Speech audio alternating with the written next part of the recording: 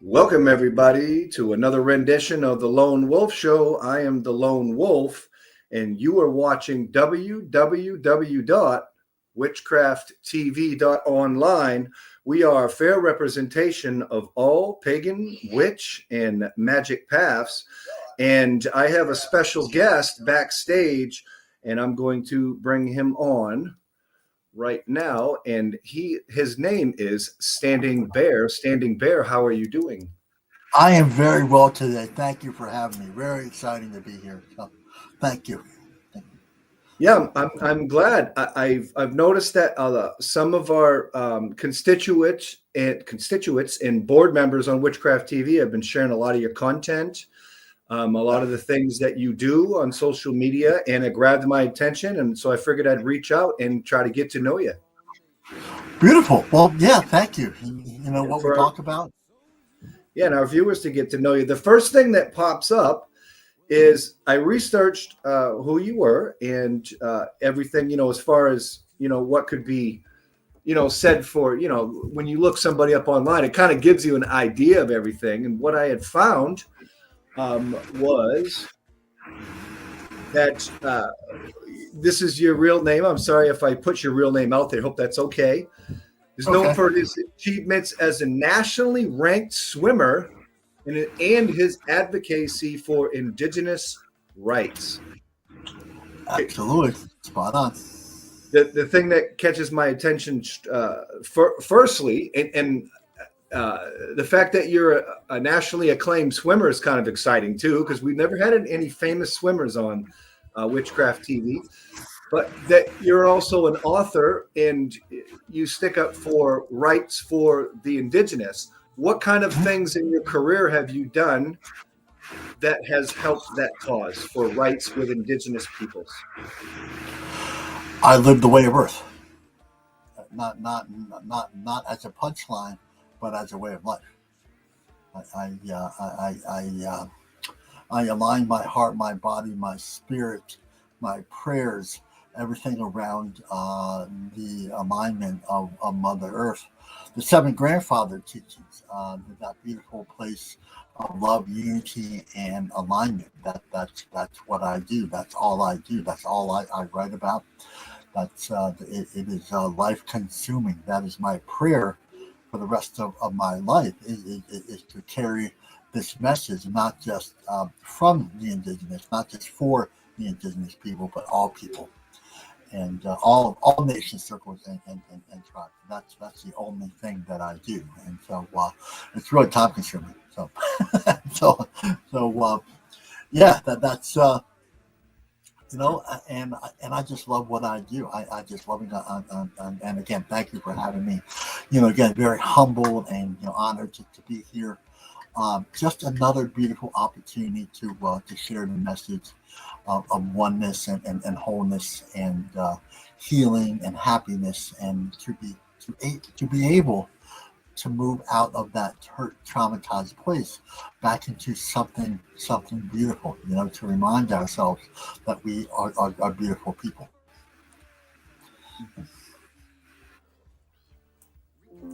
So, as far as Indigenous rights go, what are some of the things that you've done? Have you done like big gatherings? Have you met with other leaders? Or yeah, absolutely. I just came off a trip, 550-day trip through Europe, Asia, and what wow. we did is we sat with different medicine men and women around the world. There has to be contact, among the spiritual people around the world. At some point we have to sit in a circle, and we have to talk about who we are, what we are, and that really centers around the medicines of Earth, particularly water. Not too long ago we had the Standing Rock. I'm not sure if you remember that. I was in South Dakota when the pipeline went through our sacred territories on Standing Rock, and so that was one of my first really beautiful, powerful plunges into serving the cause to save the water, to keep that water pure, to keep the sacred sites, to keep the people, to keep Mother Earth. Yeah, can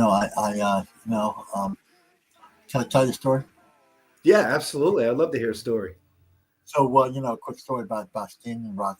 Everybody was going to Standing Rock, and like to be on the front lines, and and I wanted to go to Standing Rock, and I said, well, I want to stand on the front lines, I want to hold that prayer, and so I don't make a decision, without Creator, right? That great, beautiful, divine source. So so I said, Creator, I would really like to go. And then Creator has a sense of humor.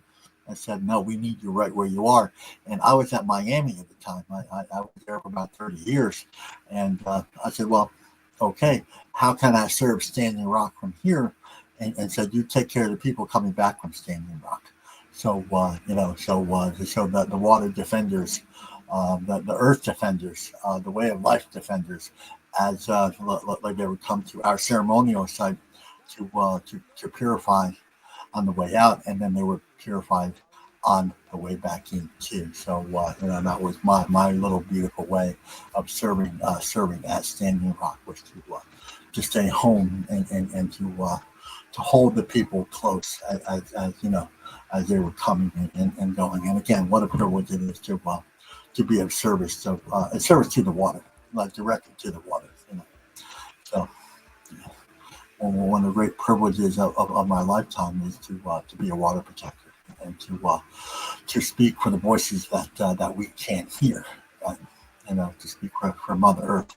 She has a really clear, loud, intentful, powerful voice. But we live in a world that takes the love from within ourselves, right? So it takes our hearing, takes our sight, takes our vision, it takes everything from us, right? So as defenders, as an advocate for the voices that cannot speak, I speak from Mother Earth. I think that's a real beautiful thing right there. I like the sound of that.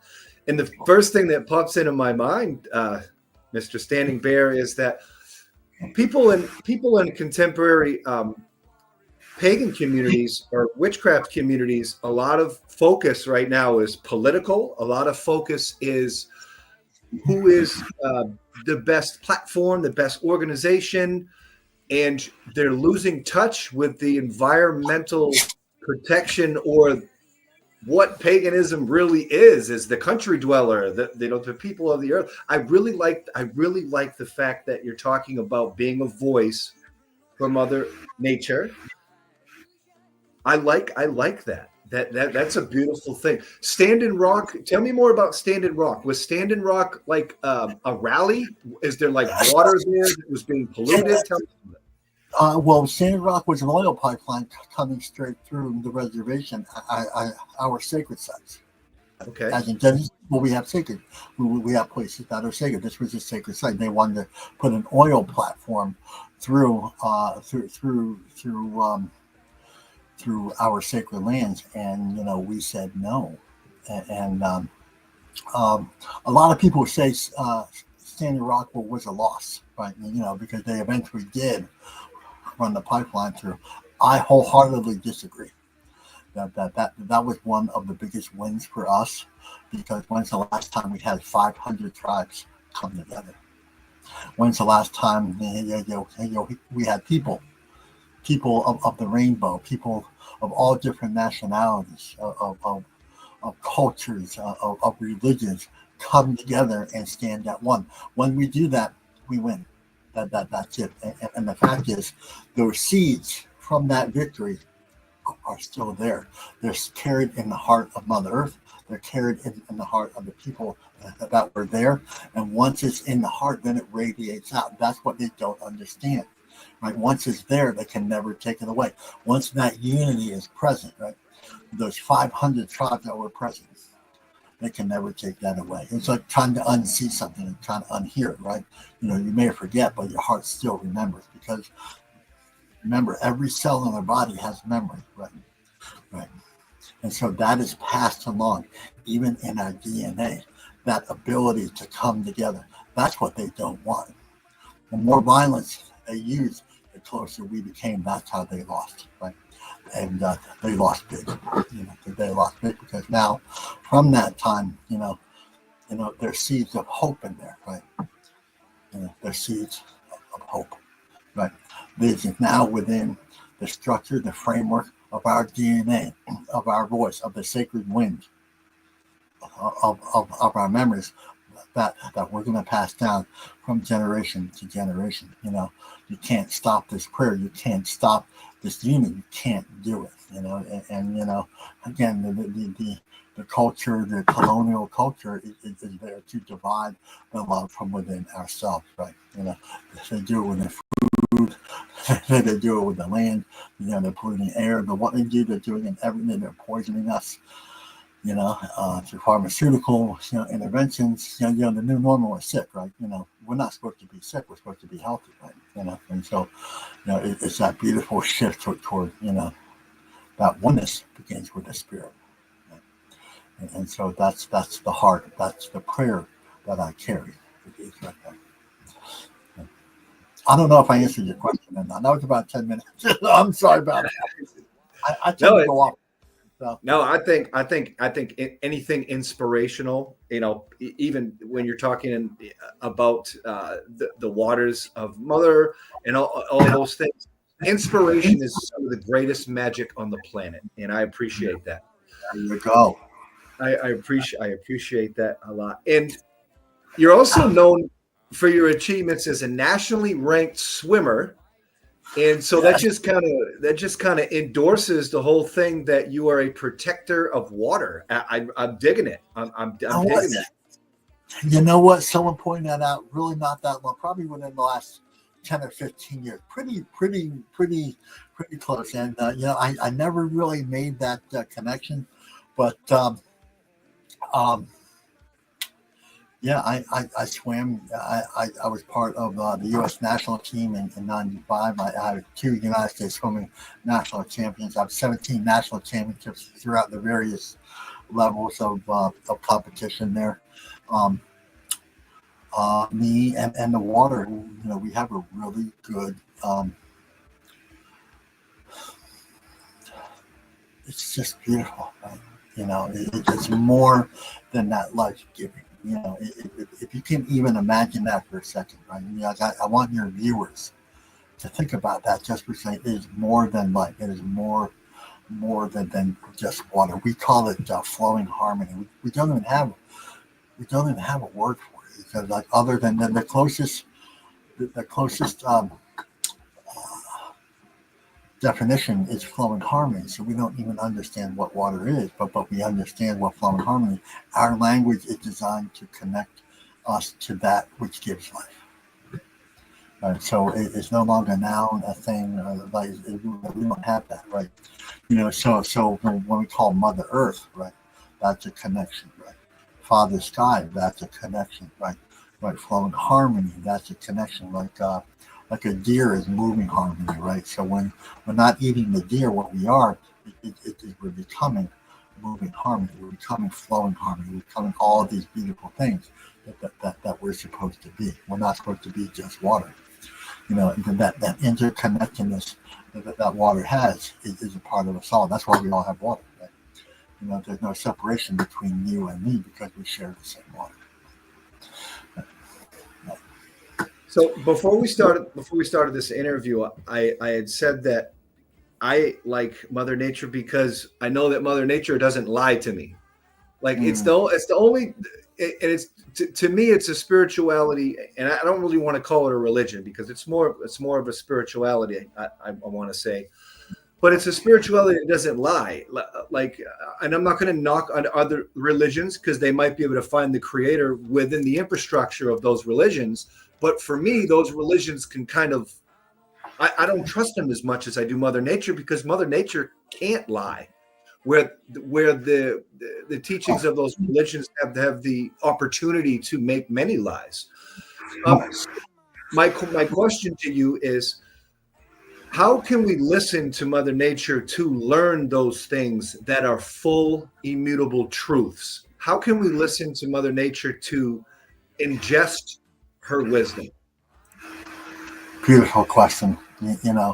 Will we frame it a little differently? These are natural laws. Right? The water is natural law. The seasons are natural law. This is one living, breathing natural law. It's it's like just like the darkness and the light. The sunrise does not fight last night's darkness. It just rises. Right. There's no place. There's no place for that. Listening is the first form of communication.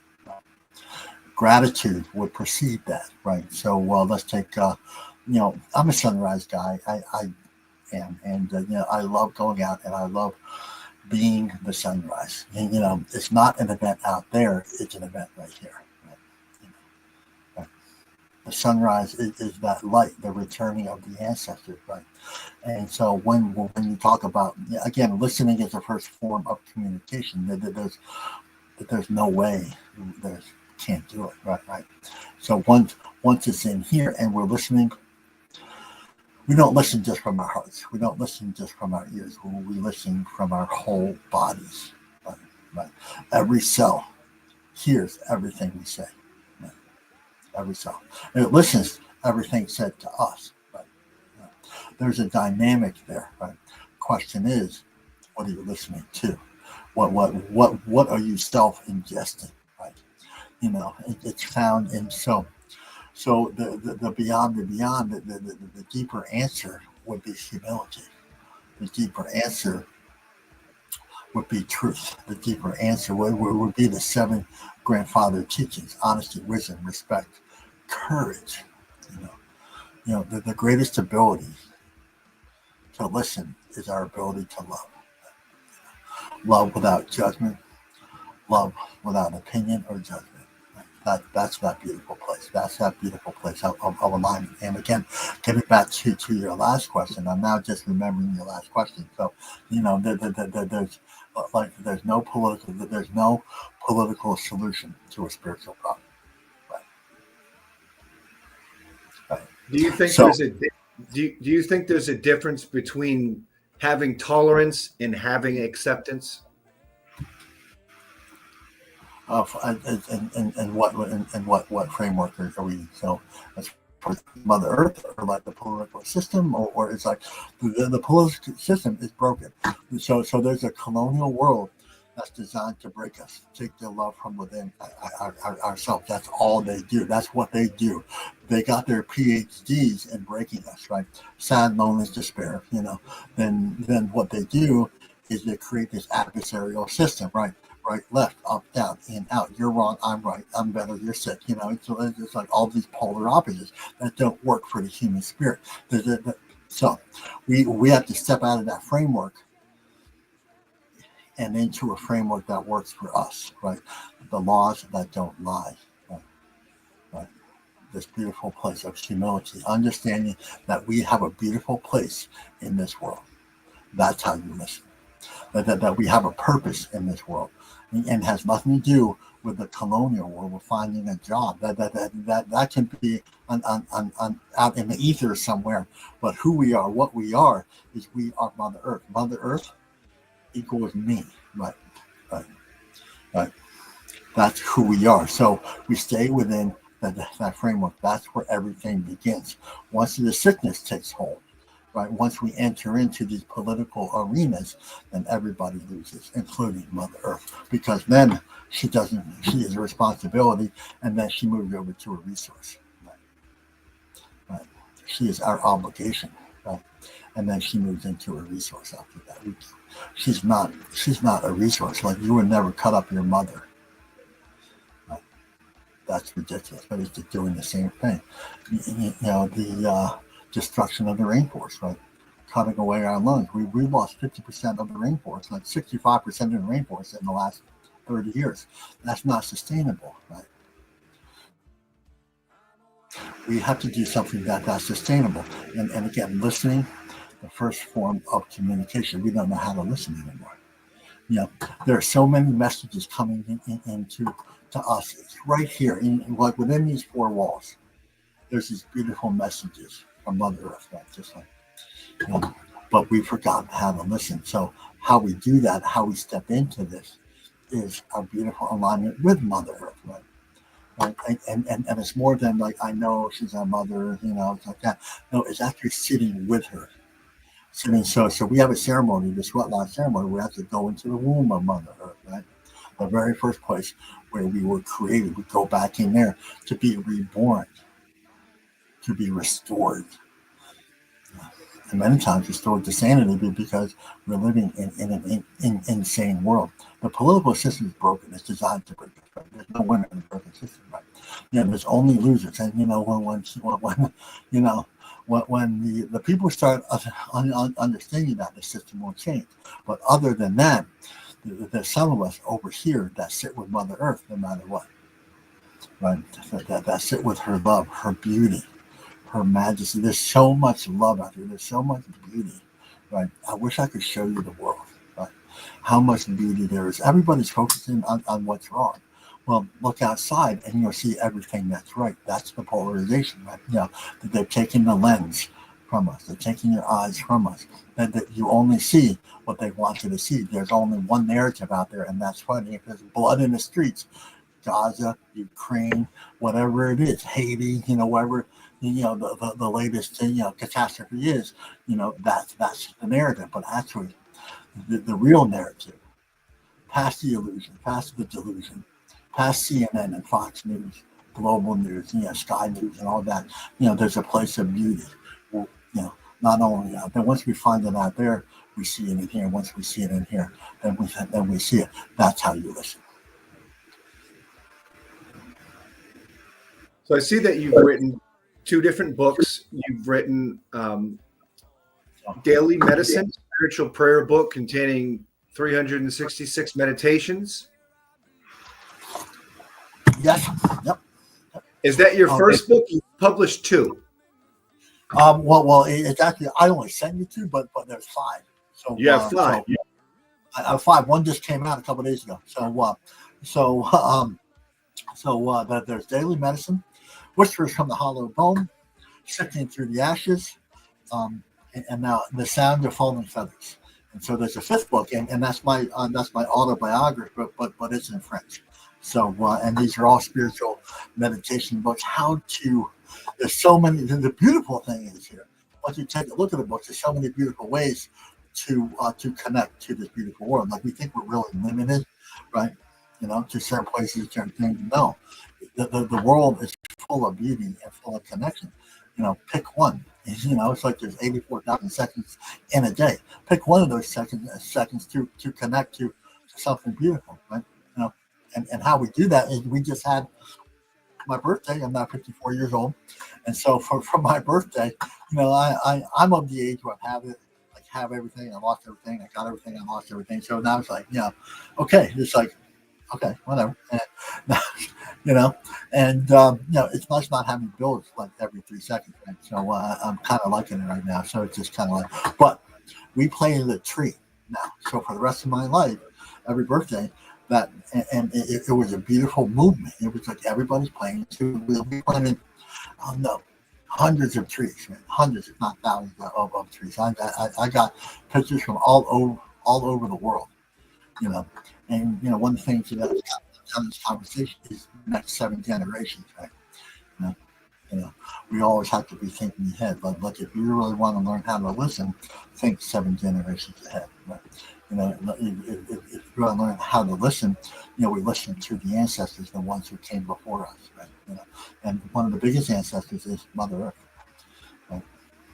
And so, again, going back to that, once we get to that depth, right?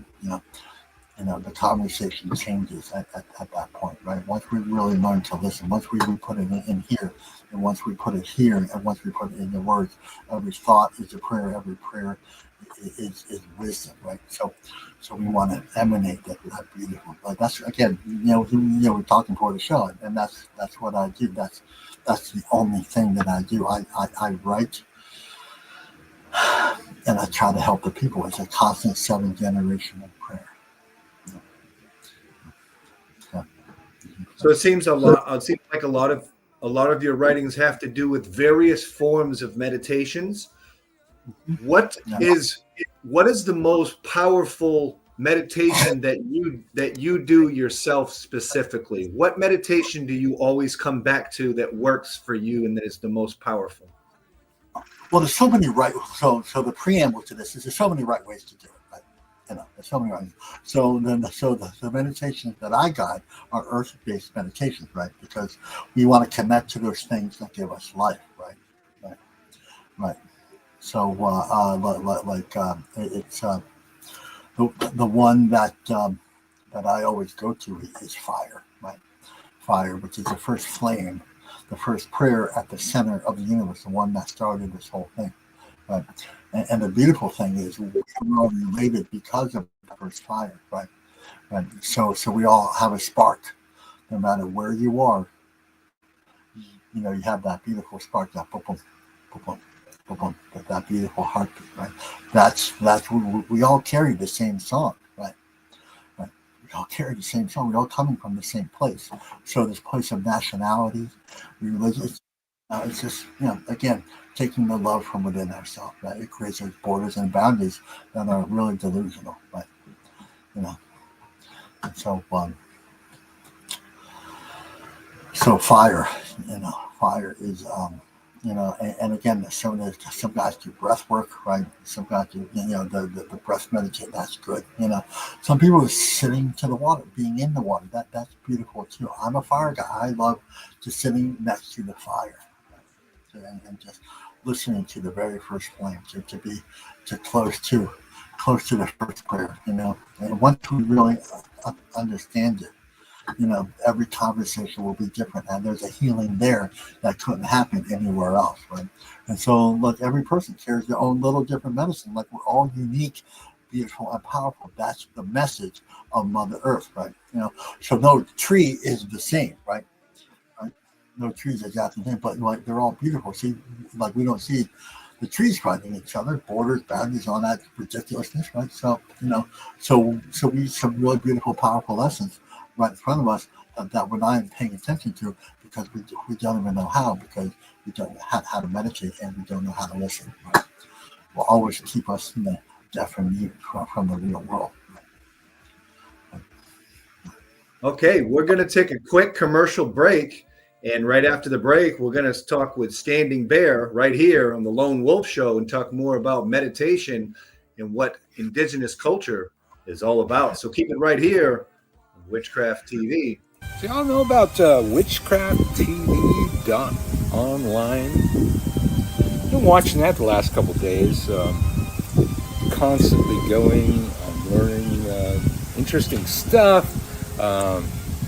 And it turns out, apparently, I have a show there at midnight every night at witchcrafttv.online. Witchcrafttv.online. Check that out. I'm going to tune in at midnight and see what it is I'm doing there.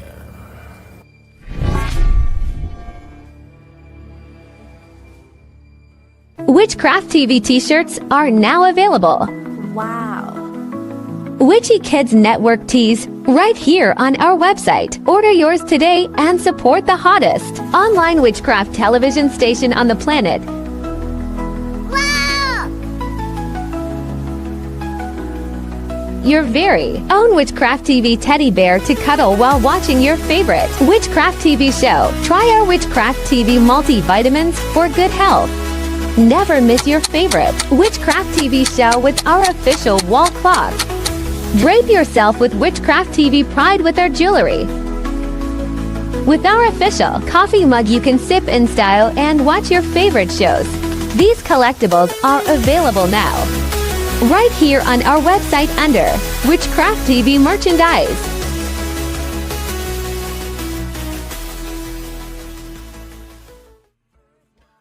Welcome back to the Lone Wolf Show. You're watching Witchcraft TV, www.witchcrafttv.online. We are a fair representation of all pagan, witch, and magic paths, and we have Standing Bear with us. I'd like to say thank you for Marie Walters, who is watching the show. Thank you so much. Marie's a beautiful name. My daughter's middle name is Marie, so thanks for watching.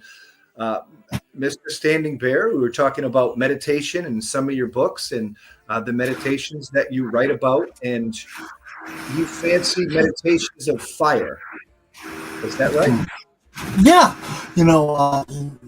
again, that's part of all our uniqueness. We're not cookie cutters in any way, shape, or form. We are designed to be unique every way that we choose to connect. So meditation is really a way to connect to this beautiful life, right? And this beautiful life begins with the spirit of life, the essence of life. And all the medicines of earth, they have this frequency, they have this resonance, they have this voice, they have this dream, they have a song, they have a language, they have all these beautiful things. They have memories for us, right? So the fire itself has memories for us. So so when we're in front of a fire, everybody loves a good fire. Just kind of sit off and you gaze in. Do you mind if I tell you a story? I'll tell you a quick story. So this is short. So We love stories. I was early in. I've been walking the Red Road, this indigenous spiritual path, for about 35 years now. So early in my walk, I was with my elder. I'm still with him for 35 years, and he told me to take this bag of tobacco and make an offering to the fire. And I didn't know what that was. I was really new. I was awkward. I was clumsy. I wasn't brought up these ways. I was brought up in a white family. I was stolen from Canada, sold to a white family here. So I really had no idea who I was, what my heritage was, what my culture was. And then I bumped into this elder when I was in Florida, and he said, "Would you like to go to a ceremony?" So it was a sweat lodge ceremony. I didn't know what that was, but he told me to go to the fire. In that ceremony, he told me to go to the fire. Before the ceremony really started, and to make offerings, and so I went, and I didn't know what to do. I felt like a fraud. I felt clumsy. I felt stupid. I didn't know. I felt shameful because I'm a native, not knowing what did this. I didn't even know my language. I knew nothing about the Red Road or even how to connect. I didn't know how to connect with anybody, and that's how the colonial world likes it. They like us to keep us separated from within ourselves, right? So anyway, I kind of offered a prayer, and it was like, I don't know what a prayer is. I'll just give it. It was really that awkward, right? It's kind of, over the next couple of months, next couple of years, that shame kind of went away, and I started to. You said talk about the truth, right? And I started talking about my truth. I said, and at the time I was really into drugs and alcohol really bad, right? As a trauma-based behavior from obviously the trauma that I had. I was in foster care. I was doing all this stuff. Right? So about 4 or 5 years later,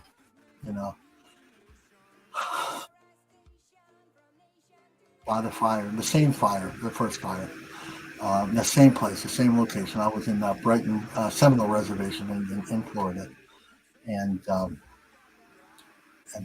had enough. I couldn't take another drink. I couldn't, I was doing all sorts of street drugs, so I took this tobacco, and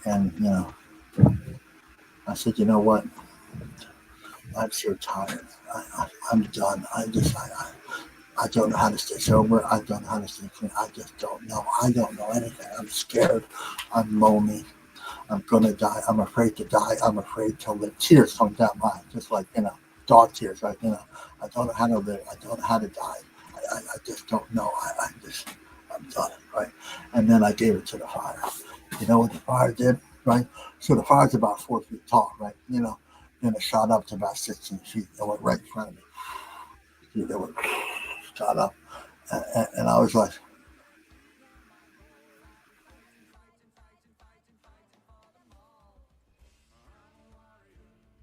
okay, so my thought was to do it again, right? It could have been just a fluke, probably just a fluke. So anyway, same thing again. I'm done, and I went back to the same place. I had that hurt little boy inside me. I was a man child when I got here, right? And I said, look, I'm broken. I'm just like, I can't see a way out. I don't know what to do. I'm scared. I'm lonely. I can't drink. I can't stay. I can't, you know. And again, and the same prayer. I offered the same prayer. And again, it just went up 16 feet high. You know what that taught me? You know, it occurred to me right about at that moment that the fire was listening to everything that I ever said. That's what occurred to me. Right? And that's what made it now every fire a sacred fire, because now I know every flame is listening to every word I've ever said. And it's not the external flame, it's this flame, right?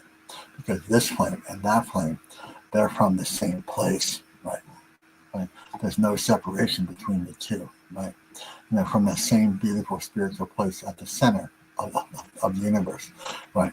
So now you want to talk about meditation now. When that ceremony fire is set, now I understand what the old ones were talking about. This is a sacred fire. Keep it as sacred. That means make your offerings. That means be humble. That means be grateful for life, right? That's the essence of every meditation, is be grateful for life, right? No, it's not like meditate to get something, right? To get a lover, to get more money, to get a better job. People do that all the time. They just spend billions of dollars running to Bali on a beach, praying for a better lover, and that's just a waste of time. What you really should do is pray to be a better you. Right? A lot of wisdom in your words, Standing Bear. A lot of wisdom in your words.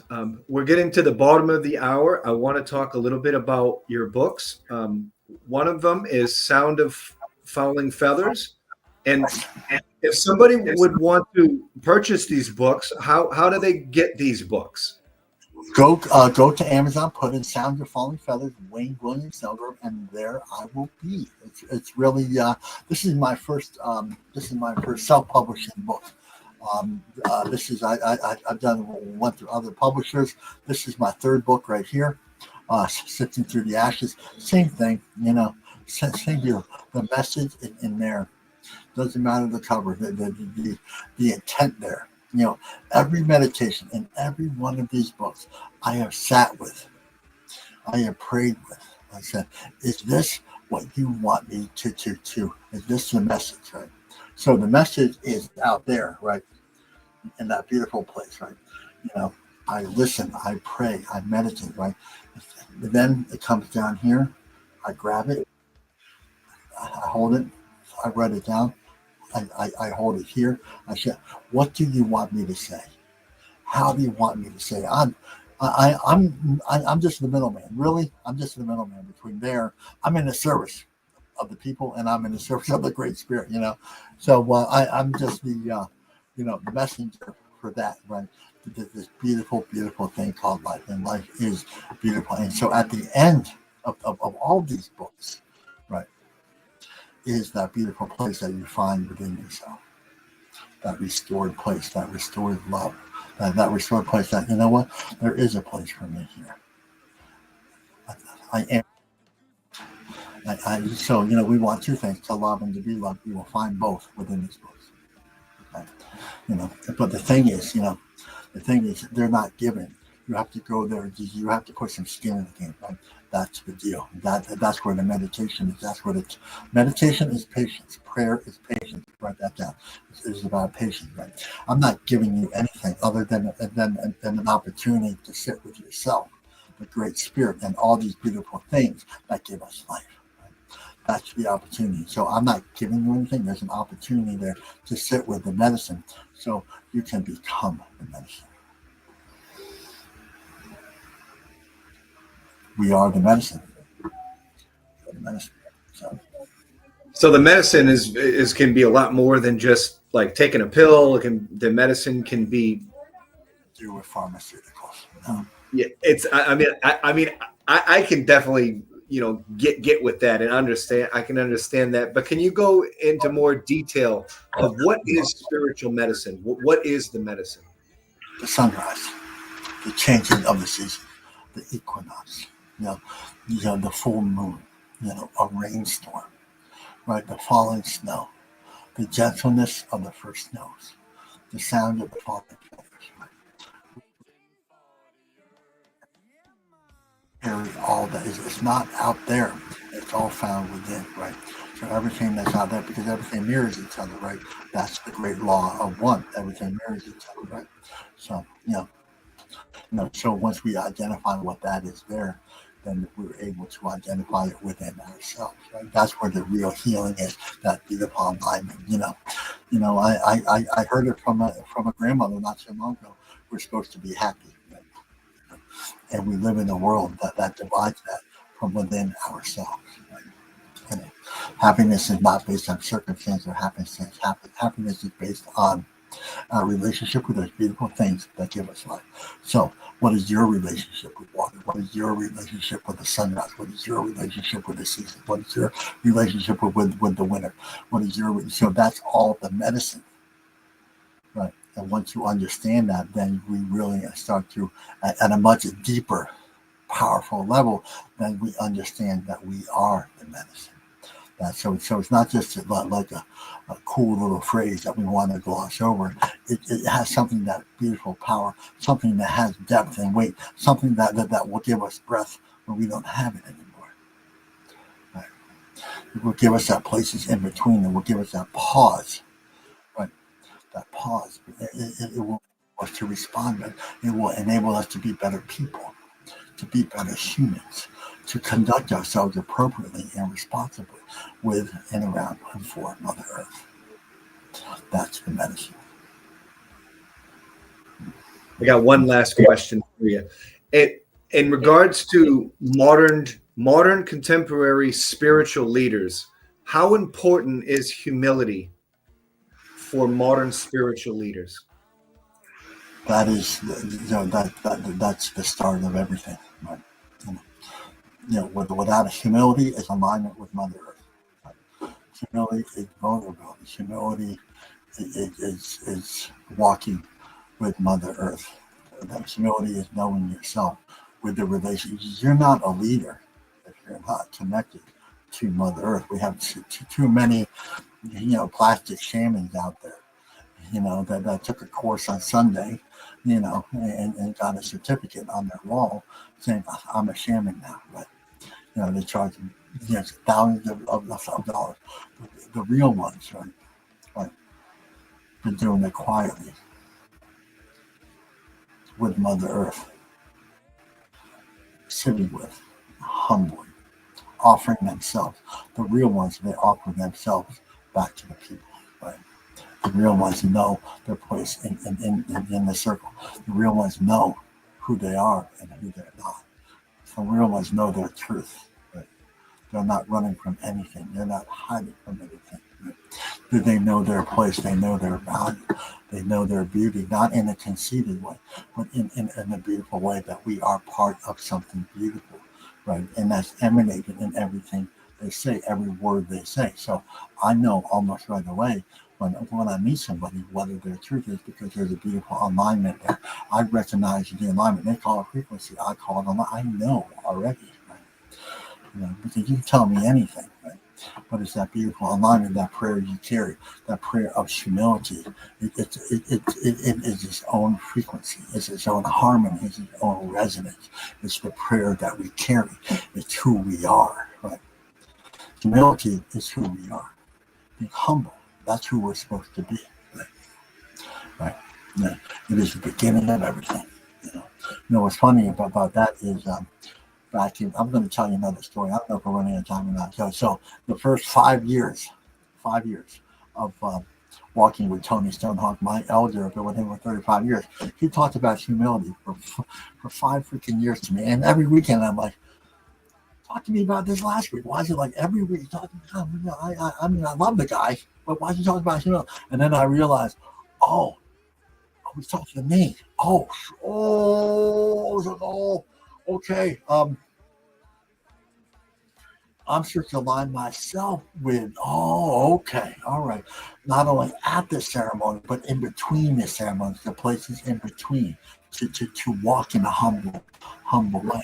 That means back then for me was not to drink between the ceremonies. That's what he was talking about, right? I was pretty good at not drinking at the ceremonies, but it was between the ceremonies where I kind of looked and I thought I was sneaky. I wasn't sneaking anybody. She knew the whole time, And I said, talk about humility again, She called me Morning Eagle, so that's my first spirit name, Morning Eagle. So Morning Eagle, let's talk about humility once again. I'm like,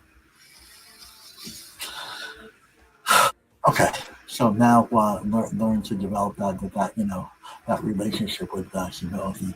And the beautiful thing is, I'm human. That's the great. There's no ascended master here. We all rise to be human. Like there's no ascended masters. There's gurus. We don't believe in that here. But basically what I believe in. You're human. That's the most humble thing a man could say. Standing Bear, thank you so much for coming on the Lone Wolf Show. I'm glad that we had you on here. You're a very humble, spiritual person. If you would like to hear more and read more about Standing Bear, you can go on Amazon and look up Sound of Falling Feathers by William Snellgrove. He also has other titles. Also, he has a few other books out there too. I wasn't aware of. I'm sure you can find all those titles on Amazon. Standing Bear, can you lead us out with a parting word of wisdom?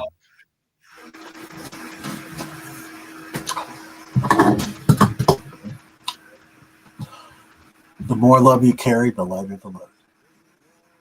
And this love that we have is connection to Earth.